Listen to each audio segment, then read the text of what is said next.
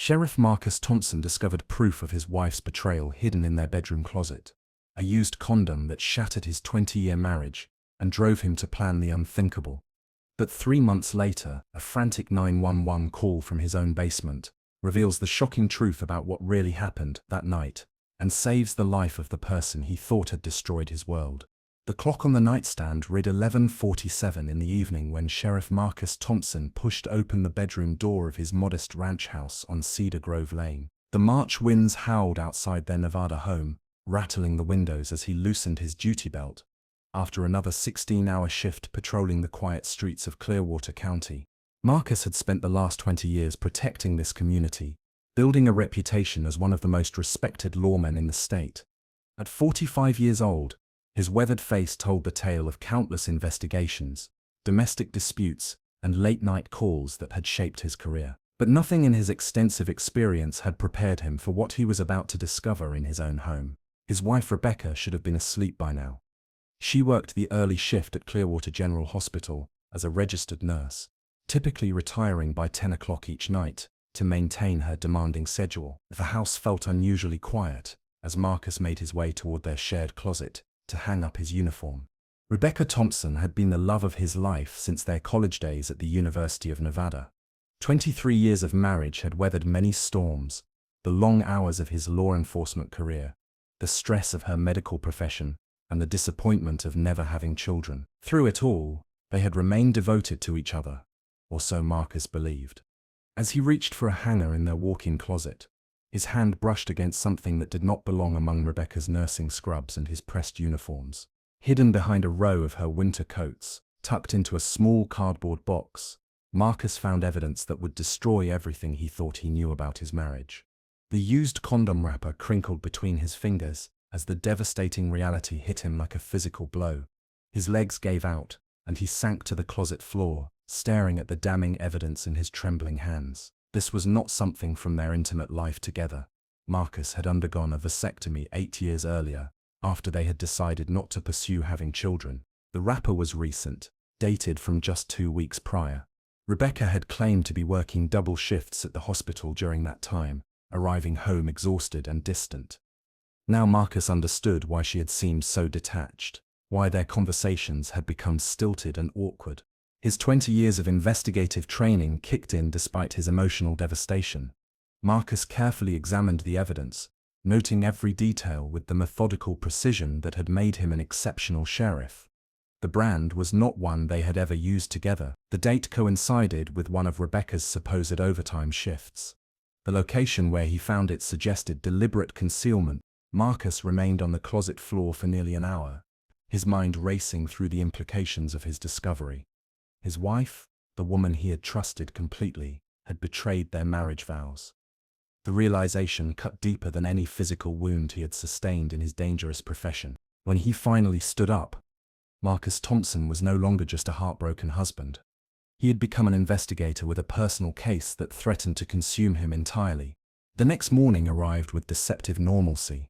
Rebecca kissed him goodbye as she left for her 7 o'clock shift, her routine unchanged despite the secret that now stood between them like an impenetrable wall. Marcus watched her drive away in her silver Honda Civic, memorizing the license plate number as if she were a suspect under surveillance. Marcus had called in sick to work for the first time in over 3 years. Deputy Chief Patricia Martinez had expressed concern over the phone, noting that Marcus never missed work unless absolutely necessary. He assured her it was just a minor flu and that he would return tomorrow, knowing full well that he needed this time to process what he had discovered. Alone in his house, Marcus began what would become the most thorough investigation of his career. He started with Rebecca's phone records, using his law enforcement access to obtain detailed call logs and messaging data. 20 years of marriage had given him intimate knowledge of her habits, schedules, and social connections. Any deviation from her normal patterns would reveal the truth about her affair. The evidence mounted quickly. Phone calls to an unknown number during her lunch breaks, text messages sent at odd hours when she claimed to be sleeping, credit card purchases at restaurants where she had supposedly been working overtime. Each piece of evidence felt like another knife twisting in his chest, but Marcus documented everything with professional detachment. Rebecca's behavior over the past 3 months suddenly made perfect sense. The late nights she attributed to hospital emergencies. The new perfume she claimed was a gift from a colleague. The subtle changes in her appearance, and the extra attention she paid to her clothing choices. The distant look in her eyes when they made love, as if her mind was elsewhere entirely. Marcus spent the day creating a comprehensive timeline of Rebecca's activities. His investigative software, the same programs he used to track criminal suspects, now mapped his wife's movements with frightening precision. The pattern that emerged painted a clear picture of systematic deception spanning several months. The most damaging evidence came from the hospital itself. Marcus called Clearwater General under the pretense of checking on a witness statement for an unrelated case. Through careful questioning of the charge nurse, he learned that Rebecca had not worked overtime in over 6 weeks. Her schedule had actually been reduced due to budget cuts, meaning she had been leaving work earlier than usual, while telling him she was staying late. By evening, Marcus had compiled enough evidence to confront any unfaithful spouse. But confrontation was not what consumed his thoughts as he sat in his home office, surrounded by printouts and photographs that documented his wife's betrayal. Instead, he found himself planning something far more permanent, the rational part of his mind. The part trained in law enforcement ethics and legal procedures warned him against the dark thoughts taking shape. But the wounded husband, the man whose entire world had crumbled in a single night, was louder than his professional conscience. Marcus began researching methods, timelines, and alibis with the same meticulous attention to detail he brought to every criminal case. He had solved dozens of murders during his career, learning from both successful investigations and unsolved cases. This knowledge, meant to protect the innocent, now served a darker purpose, as he planned to cross the line from protector to predator. The plan that emerged was sophisticated and nearly foolproof. Marcus would wait for the perfect opportunity when Rebecca's lover was vulnerable and alone. He would use his position as sheriff to gain access and trust. The murder would appear to be a random crime, with no connection to Rebecca or their marriage. She would never know that her husband had discovered her secret, and she would spend the rest of her life wondering what had happened to her lover. As March turned into April, Marcus refined his plan while maintaining the facade of a loving husband. He kissed Rebecca goodbye each morning, asked about her day each evening, and made love to her twice a week, as if nothing had changed. The performance required every ounce of his self-control, but 20 years of marriage had taught him to read her moods and respond appropriately.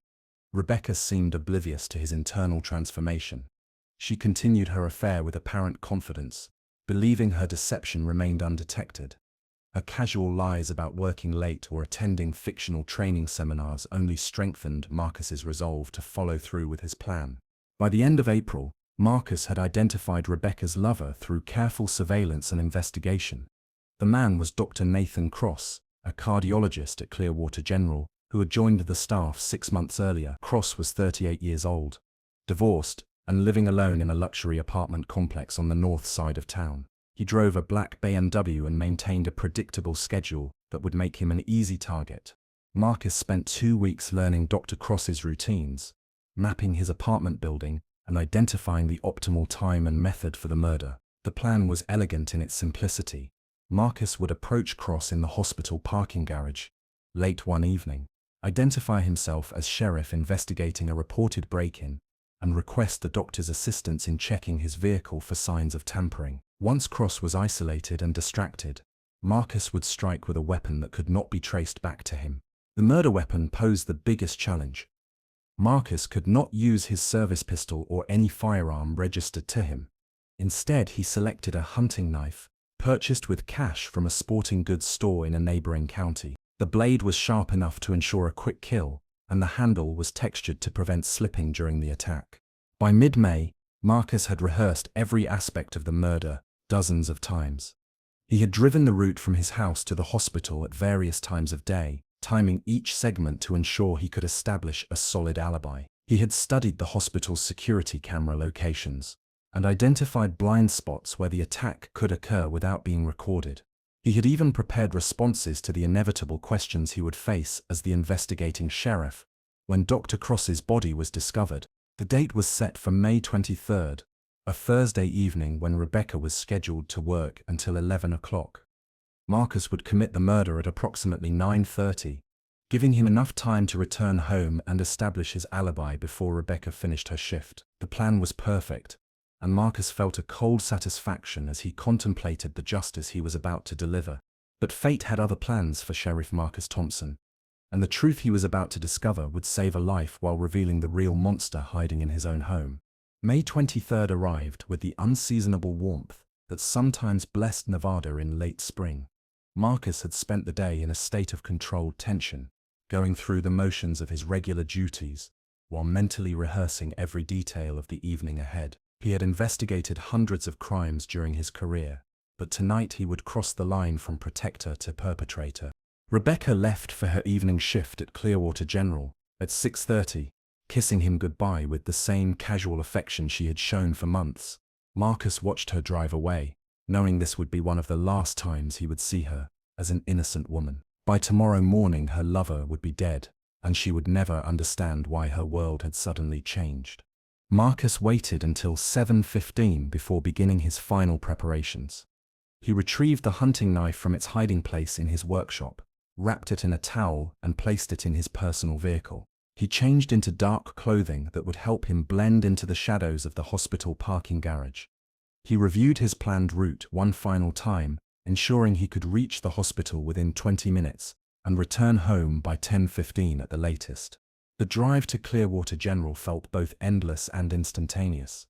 Marcus had traveled this route thousands of times during his marriage, often picking up Rebecca after her shifts or bringing her forgotten items. Tonight, the familiar landmarks seemed to mock his transformation from loving husband to would-be killer.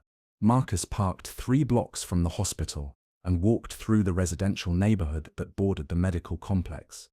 His heart pounded with anticipation and dread as he approached the parking garage where Dr. Nathan Cross always left his black BMW. The knife felt heavy in his jacket pocket, its weight a constant reminder of the line he was about to cross.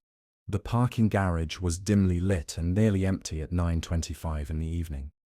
Marcus positioned himself behind a concrete pillar where he could observe Dr. Cross's parking space while remaining hidden from security cameras. His plan required perfect timing. He needed to approach Cross as the doctor reached his vehicle, but before any other hospital staff might witness the encounter. At 9:37, Marcus heard the distinctive sound of expensive leather shoes echoing through the concrete structure. Dr. Nathan Cross emerged from the hospital elevator, walking with the confident stride of a successful physician who had never imagined he might be in danger. He was tall and athletically built, with the kind of refined appearance that Marcus imagined would appeal to his wife. Marcus waited until Cross was fumbling with his car keys before stepping out from behind the pillar. "Dr. Cross," Marcus called out, his voice carrying the authority that came with 20 years of law enforcement. "Sheriff Thompson, Clearwater County. I need to speak with you about a security matter." Cross turned with a look of surprise, but no alarm. Marcus's uniform and badge immediately established his legitimacy, and the doctor approached without suspicion. "Of course, Sheriff. How can I help you?" Marcus had rehearsed this conversation dozens of times, crafting words that would draw Cross away from the security cameras and into the blind spot where the attack would occur. But as he looked into the doctor's eyes, something unexpected happened. "We have had reports of vehicle tampering in this garage," Marcus explained, his hand moving unconsciously toward the knife in his pocket. "Someone has been slashing tires and breaking windows. I wanted to check your vehicle for any signs of damage." Dr. Cross nodded cooperatively and walked toward his BMW, completely unaware that he was being led to his death. Marcus followed, his pulse racing as they approached the dark corner of the garage, where no cameras could record what happened next. But as they reached the vehicle, Dr. Cross suddenly stopped and turned back toward Marcus with a puzzled expression. "Sheriff Thompson, wait, are you Rebecca's husband?" The question hit Marcus like a physical blow. His carefully planned approach crumbled as he realized that Cross knew exactly who he was. "Rebecca talks about you all the time," Cross continued, apparently oblivious to the danger he was in. "She is so proud of your work with the department.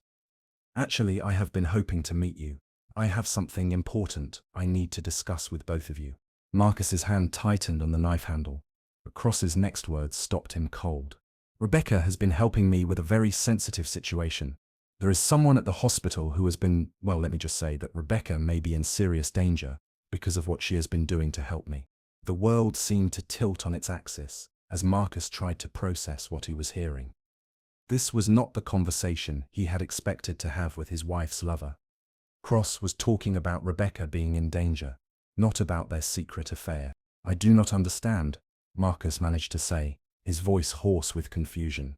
Dr. Cross glanced around the parking garage nervously before continuing. "There is another doctor at the hospital, Dr. Richard Kane from the emergency department. He has been inappropriate with several of the nurses, including Rebecca. When she tried to report him through official channels, Kane threatened her job and made it clear that he has enough influence to destroy her career." Marcus felt the knife slip from his numb fingers as the foundation of his assumptions began to crumble.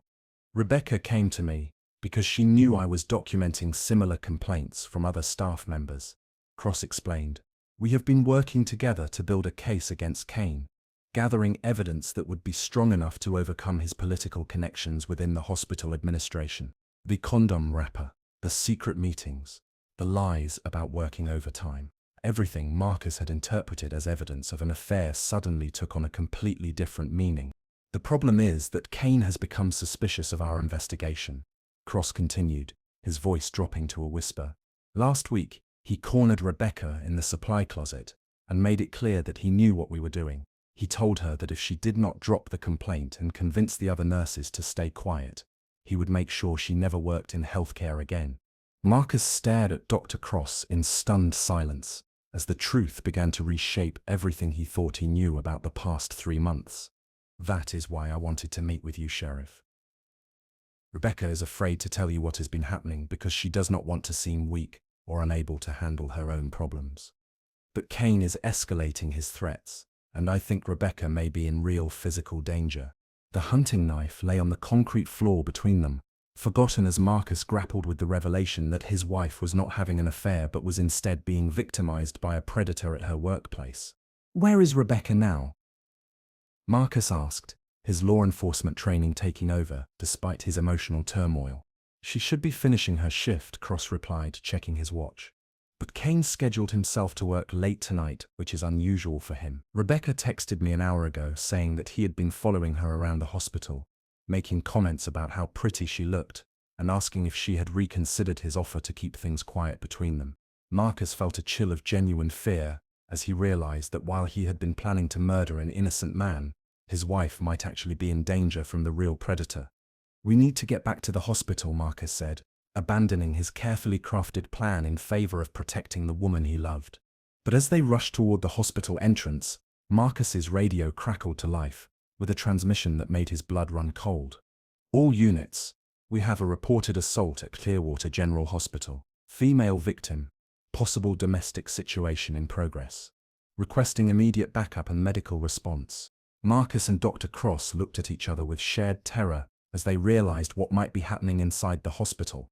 Marcus Thompson had responded to hundreds of emergency calls during his 20-year career, but none had ever filled him with the paralyzing dread he felt as he and Dr. Cross ran through the hospital corridors toward the source of the disturbance. The radio chatter continued to crackle with updates that made his worst fears seem increasingly likely. "Victim is a female nurse, approximately 40 years old.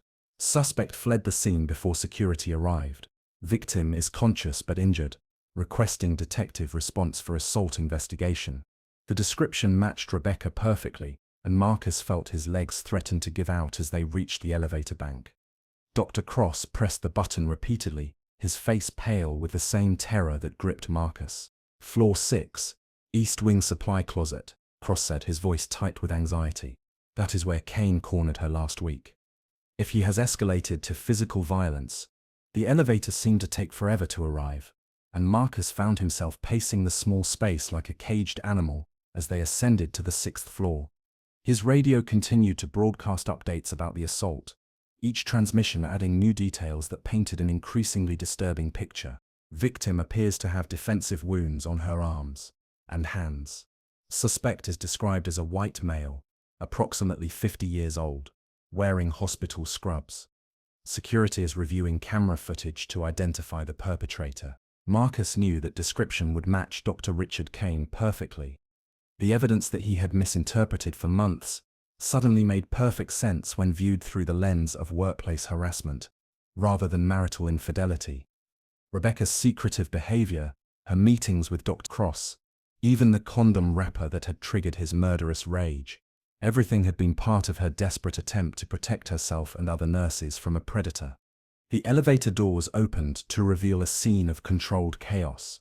Hospital security personnel were stationed throughout the corridor, and Marcus could see crime scene tape blocking access to the supply closet area. His worst fears were confirmed when he spotted Rebecca sitting on a gurney, her left arm in a sling, and her face bearing the telltale marks of a physical altercation.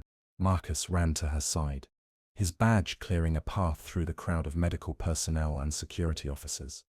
Rebecca looked up at him with eyes that held a mixture of relief, fear, and something that looked almost like guilt. "Marcus," she whispered, reaching for him with her uninjured hand. "I am so sorry. I should have told you what was happening. I thought I could handle it myself. But Kane, he has been getting more aggressive, and tonight," her voice trailed off as she struggled to describe what had happened. But Marcus could see the full story written in her injuries and the terror that still lingered in her eyes. "It is okay," Marcus said, taking her hand gently. "You are safe now. Can you tell me what happened?" Rebecca took a shaking breath before beginning her account. "Kane cornered me in the supply closet again, just like last week. But this time he was different, more aggressive. He said he knew I had been working with Dr. Cross to build a case against him, and he was not going to let me destroy his career." She paused, touching the bruise on her cheek with her free hand. "He grabbed me and pushed me against the shelving unit. He said that if I did not withdraw my complaint and convince the other nurses to stay quiet, he would make sure something much worse happened to me." Marcus felt his rage building again, but this time it was directed at the right target. Dr. Richard Kane had been terrorizing his wife and other nurses for months, using his position of authority to intimidate and assault the very people he was supposed to work alongside professionally. "When I tried to push him away, he hit me," Rebecca continued. "That is when I started screaming. Kane panicked and ran when he heard security coming, but not before he whispered that this was just the beginning, if I did not back down." Dr. Cross had been listening to Rebecca's account with growing anger. "This is exactly what I was afraid would happen," he said to Marcus. "Kane has been escalating his behavior for weeks. The complaint Rebecca filed was just the tip of the iceberg. There are at least 6 other nurses who have similar stories about his inappropriate conduct." Marcus looked around the hospital corridor, his investigative mind automatically cataloguing the evidence and witness statements that would be needed to build a case against Kane. But his immediate concern was ensuring Rebecca's safety and making sure Kane could not harm anyone else. "Where is Kane now?" Marcus asked the security supervisor. "We do not know," the man replied grimly. "He left the hospital immediately after the assault. His car is gone from the parking garage, and he is not answering his phone. We have his home address, but when we sent someone to check, there was no answer at the door." Marcus felt a chill of recognition as he realized that Kane had fled like any other criminal who knew he had been caught. The doctor's disappearance suggested that he understood the seriousness of what he had done and was attempting to avoid the consequences. "I need to see the security footage," Marcus told the supervisor. "And I need a full list of Kane's known associates, vehicles, and any other locations where he might be hiding." As the hospital staff began coordinating with Marcus to provide the evidence needed for a manhunt, Rebecca squeezed his hand to get his attention. "Marcus, there is something else you need to know," she said quietly. "Kane has been documenting my schedule and following me outside of work. Dr. Cross and I found evidence that he has been to our house at least twice in the past month, taking pictures and leaving items to let me know he was there." The implications of this revelation hit Marcus like a thunderbolt. The condom wrapper he had found in their closet had not been evidence of Rebecca's affair. It had been a threatening message from Kane, a sick way of indicating that he had been in their most private space and could return whenever he wanted. "He has been in our house," Marcus said, his voice deadly quiet. "He planted that wrapper for you to find, did he not?" Rebecca nodded, tears streaming down her face. "I found it last week, and I knew immediately what it meant.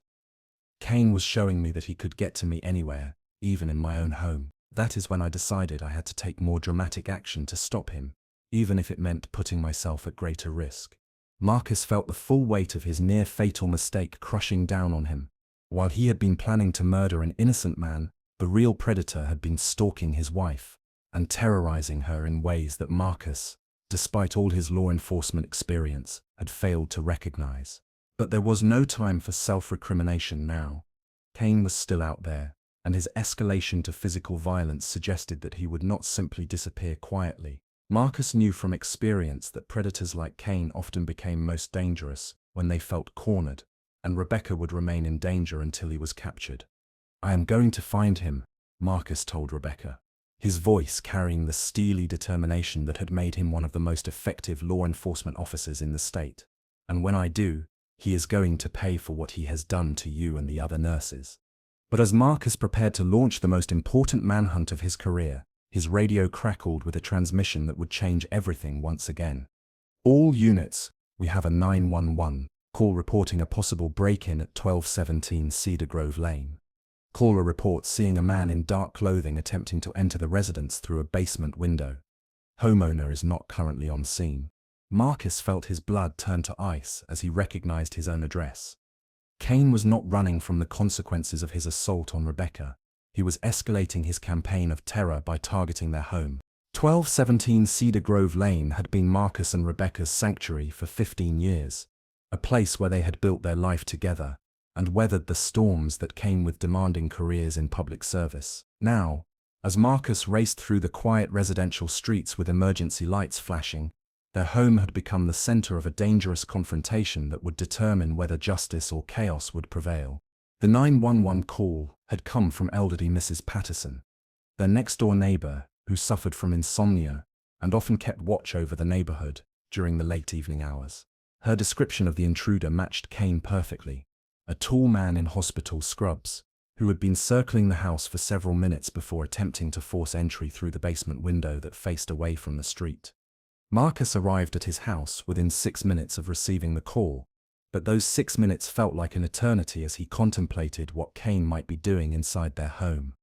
The basement contained Marcus's home office, where he kept case files and evidence from ongoing investigations. More importantly, it was where he stored his personal firearms collection, including several weapons that Kane could use to escalate his reign of terror.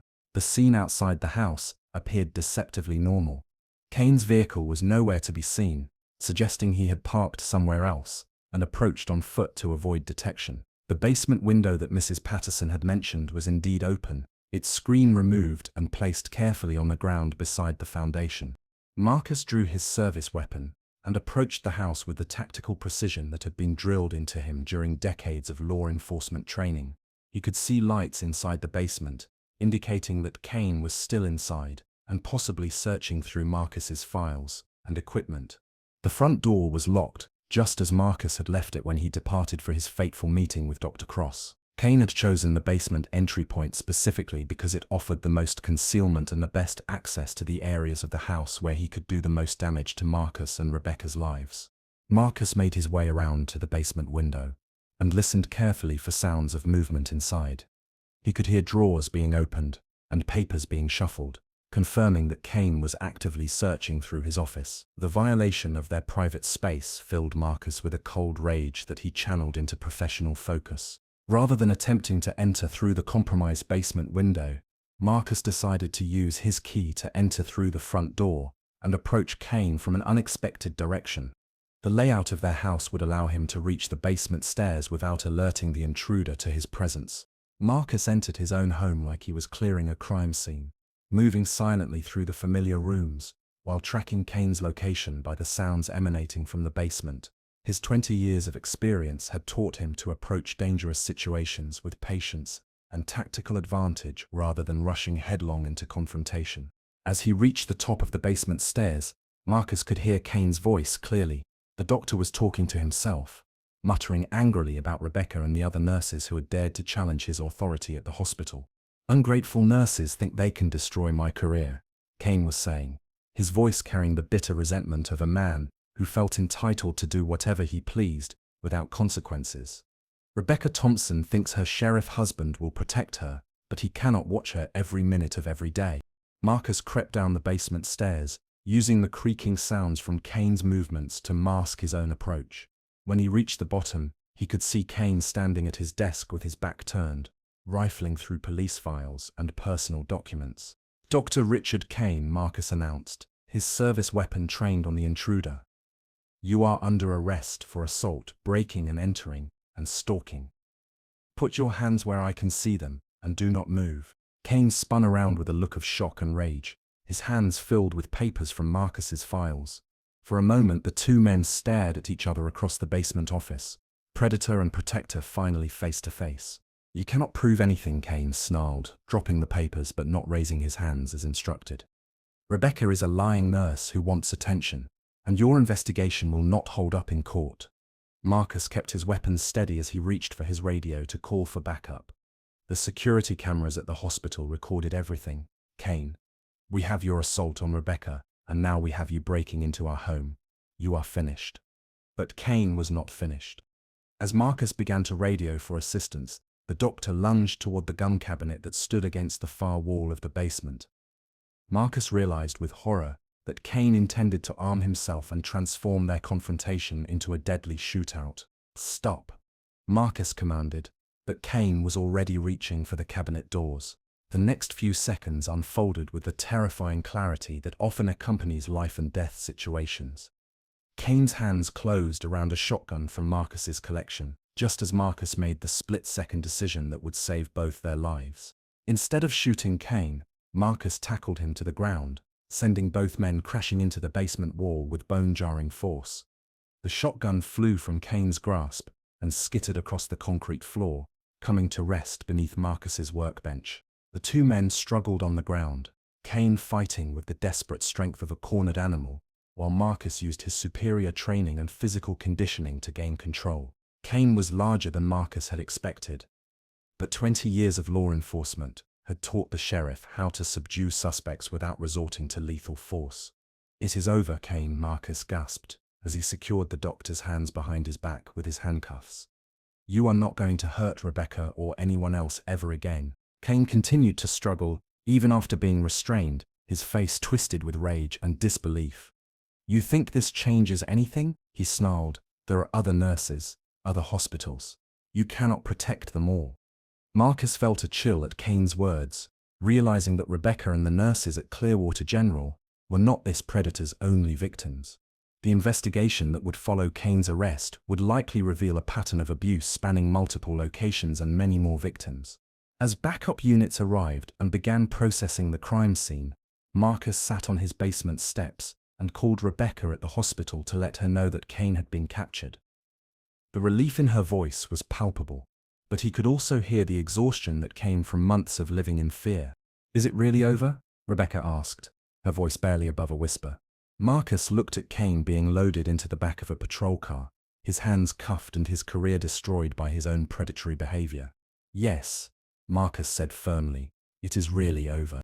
But even as he spoke those words, Marcus knew that the real work was just beginning.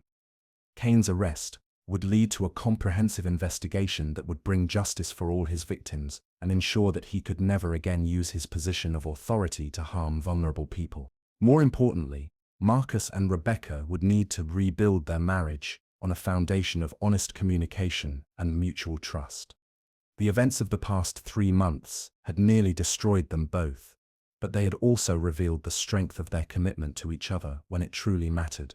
The morning sun cast long shadows across the front lawn of 1217 Cedar Grove Lane, as Marcus and Rebecca Thompson sat together on their porch swing, sharing coffee and watching their quiet neighborhood come to life. 3 months had passed since Kane's arrest, and the healing process had been both painful and transformative for their marriage. The investigation that followed Kane's capture had revealed the true scope of his predatory behavior. 8 nurses from Clearwater General came forward with similar stories of harassment, intimidation, and assault. Additional victims from Kane's previous positions at hospitals in California and Arizona contacted authorities after news of his arrest spread through medical communities across the region. Dr. Richard Kane ultimately pleaded guilty to 17 separate charges, including assault, stalking, harassment, and breaking and entering. He was sentenced to 12 years in state prison and permanently lost his medical license. The judge who sentenced him specifically noted the bravery of the nurses who came forward despite Kane's attempts to silence them through threats and intimidation. Rebecca had taken a leave of absence from Clearwater General immediately after Kane's arrest, using the time to recover physically and emotionally from her ordeal. The bruises and cuts from their final confrontation had healed quickly, but the psychological impact of being stalked and terrorized for months required more time and professional support. Marcus had arranged for Rebecca to receive counseling through the department's Victim Services program, and he had also sought therapy for himself to address the guilt and shame he felt about nearly becoming a killer. The realization that he had come so close to murdering an innocent man continued to haunt him, serving as a reminder of how quickly good people could be led astray by incomplete information and unchecked emotions. "Dr. Cross called yesterday," Rebecca said, breaking the comfortable silence between them. "The hospital board approved the new harassment reporting system, and they are implementing mandatory training for all staff members about recognizing and preventing workplace predators." Marcus nodded, pleased that some good had come from their terrible experience. Dr. Nathan Cross had become an unlikely friend during the aftermath of Kane's arrest, working tirelessly to ensure that the hospital implemented policies that would protect future victims from similar abuse. He also mentioned that they are considering creating a victim advocacy position, Rebecca continued. Someone whose job would be to support staff members who report harassment or assault, making sure they have the resources they need to pursue justice without fear of retaliation. The transformation at Clearwater General was just one example of the positive changes that had emerged from their ordeal. Marcus had used his experience to develop new training protocols for his department, teaching officers how to recognize the signs of workplace harassment and domestic stalking. The case had become a model for other law enforcement agencies dealing with similar crimes, but the most significant changes had been in their marriage. The crisis had forced Marcus and Rebecca to confront communication patterns that had been developing for years, creating space for secrets and misunderstandings to flourish. They had learned to share their fears and concerns openly, even when those conversations were difficult or uncomfortable. "I keep thinking about how different things could have been," Marcus admitted, reaching for Rebecca's hand. "If I had just talked to you about what I found, if I had trusted you enough to ask for an explanation instead of jumping to conclusions," Rebecca squeezed his hand gently. "We both made mistakes," she said. "I should have told you what was happening at the hospital from the beginning. I thought I was protecting you from worry, but I was really just protecting myself from having to admit that I could not handle the situation alone." Their counselor had helped them understand that both responses were normal reactions to stress and trauma. Marcus's investigative training had conditioned him to gather evidence and build cases methodically, but it had also made him prone to treating his personal life like a criminal investigation rather than a relationship requiring open communication. Rebecca's medical training had taught her to handle crises independently, but it had also made her reluctant to seek help when she was overwhelmed. The therapy sessions had been challenging for both of them, requiring honest conversations about trust, communication, and the assumptions they had made about each other's behavior. But the process had ultimately strengthened their marriage in ways they had not expected. "Mrs. Patterson stopped by while you were at work yesterday," Rebecca said, with a small smile. "She wanted to make sure we were doing okay, and she brought us another casserole. I think she feels responsible for Kane getting into our house, because she did not call the police sooner." Marcus chuckled at the mention of their elderly neighbor, who had become something of a local hero after her 911 call led to Kane's capture. "I keep telling her that her call probably saved lives that night. If Kane had managed to arm himself from my gun cabinet, the situation could have been much worse." The thought of what might have happened still sent chills through both of them. Kane's escalation to physical violence and breaking and entering suggested that he would not have stopped with intimidation and harassment. The other victims who came forward after his arrest painted a picture of a predator who became increasingly dangerous when challenged. "Deputy Chief Martinez called this morning," Marcus said, changing the subject to lighter news. "The department is nominating our case for a state award recognizing innovative approaches to investigating workplace harassment. She thinks it could help other agencies develop better protocols for these types of crimes." Rebecca felt a surge of pride at the recognition, but she was more pleased that their experience would help protect other victims. The isolation and fear she had experienced during Kane's campaign of terror were feelings she would not wish on anyone. "Are you ready to go back to work next week?" Marcus asked, knowing that Rebecca had been both eager and nervous about returning to Clearwater General. "I think so," Rebecca replied thoughtfully. "The new policies make me feel safer, and knowing that Kane will never be able to hurt anyone again gives me peace of mind. Plus, I miss taking care of patients. Being a nurse is not just my job, it is who I am." Marcus admired his wife's resilience and determination to return to the work she loved, despite everything she had endured. Her courage in standing up to Kane and working with Dr. Cross to build a case against him had inspired other nurses to come forward, creating a ripple effect that would protect countless future victims. As they sat together on their porch swing, watching their neighbors begin their Saturday morning routines, Marcus reflected on how much their lives had changed in just 6 months. The crisis that had nearly destroyed their marriage had ultimately made them stronger, more honest, and more committed to protecting each other and their community. The hunting knife that Marcus had intended to use to murder Dr. Cross now sat locked in an evidence locker, a reminder of how close he had come to throwing away everything he valued for the sake of misguided revenge. That knife would eventually be destroyed, but the lessons it represented would stay with him forever. "I love you," Rebecca said quietly, leaning against Marcus's shoulder as they watched the sun climb higher in the Nevada sky. "I love you too," Marcus replied, wrapping his arm around his wife and pulling her closer. "And I promise that no matter what challenges we face in the future, we will face them together with honesty and trust."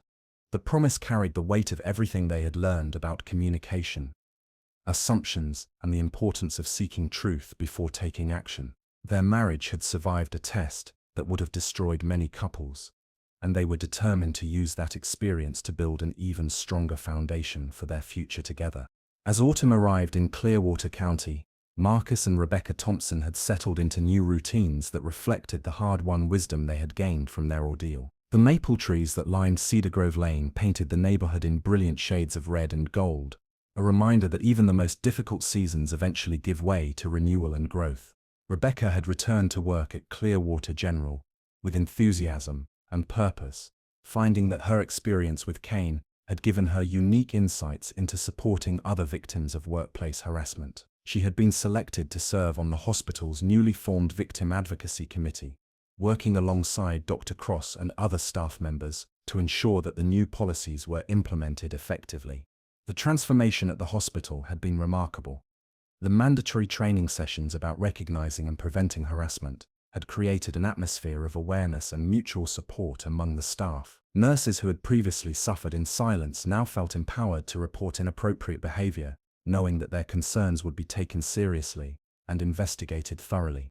Marcus had channeled his experience into developing a specialized training program for law enforcement officers dealing with workplace harassment and stalking cases. The program emphasized the importance of looking beyond surface evidence to understand the complex dynamics that often underlie these crimes. His presentation had been adopted by the Nevada Peace Officers Association and was being considered for use in police academies across the state. The recognition from his peers had been gratifying, but Marcus found greater satisfaction in knowing that his near-fatal mistake had been transformed into something that could protect other potential victims. Every officer who learned to recognize the signs of stalking and harassment represented lives that might be saved from the terror that Rebecca had endured.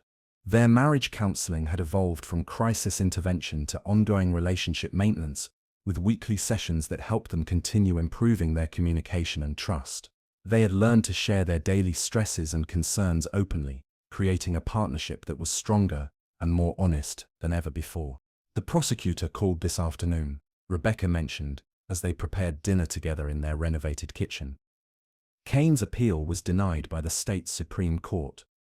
His sentence is final, and he will serve the full 12 years without possibility of early parole. Marcus felt a sense of closure at the news. Kane's legal team had argued that his sentence was too harsh for what they characterized as workplace misconduct, but the appeals court had recognized the severity of his predatory behavior and the lasting impact on his victims. "How do you feel about that?" Marcus asked, knowing that Rebecca's relationship with Kane's punishment had been complicated by her desire for justice, balanced against her natural compassion as a healthcare provider. Relieved, Rebecca said without hesitation. Cain made a deliberate choice to use his position of authority to terrorize vulnerable people. He had multiple opportunities to change his behavior, but he escalated instead. The sentence sends a message that this kind of conduct will not be tolerated in any workplace. The other nurses, who had been Cain's victims, had expressed similar sentiments. Many of them had initially been reluctant to testify, fearing professional retaliation or personal embarrassment. But Rebecca's courage in coming forward had inspired them to share their own stories, creating a powerful case that left no doubt about Cain's guilt. Dr. Cross had kept in touch with Marcus and Rebecca throughout the legal proceedings, providing updates on the institutional changes at Clearwater General and checking on their emotional well-being. The cardiologist had become an unexpected ally and friend, someone who understood the unique challenges they had faced during their ordeal. Cross mentioned that he has been asked to speak at the state medical conference next month. Rebecca continued, "He wants to share what we learned about recognizing and responding to workplace predators in healthcare settings." Marcus was pleased that their experience would reach an even broader audience. Healthcare facilities presented unique challenges for preventing harassment because of their hierarchical structure and the life and death responsibilities that made staff members reluctant to create conflict or disruption. As they sat down to dinner, Marcus reflected on how different their evening routine had become since the crisis. They now shared details about their workdays, discussed any concerns or stresses they were experiencing, and made plans together rather than assuming they understood each other's needs and desires. "I have been thinking about something," Rebecca said, as they finished their meal. "The victim advocacy position at the hospital is going to become permanent, and they have asked me to consider applying for it." Marcus looked up with interest. The position would represent a significant change in Rebecca's career, moving her from direct patient care to supporting staff members who were dealing with harassment or assault. "What do you think about it?" Marcus asked, genuinely curious about her perspective.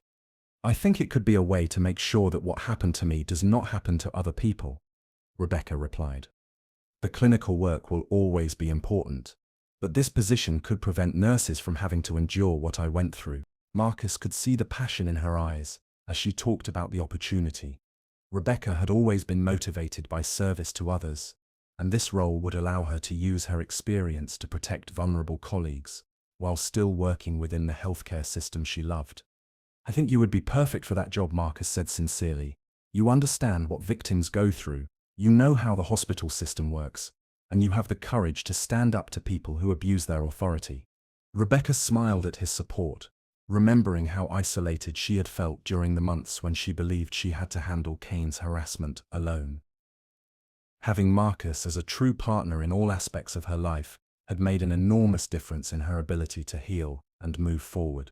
After dinner, they walked through their neighborhood together, a new tradition they had adopted to create time for unstructured conversation. The autumn evening air carried the scent of wood smoke and fallen leaves, and the familiar streets felt peaceful and safe in a way that had been missing during the months of Cain's stalking.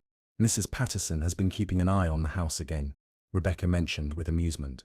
"She called yesterday to let me know that a delivery truck had been parked outside for more than 5 minutes.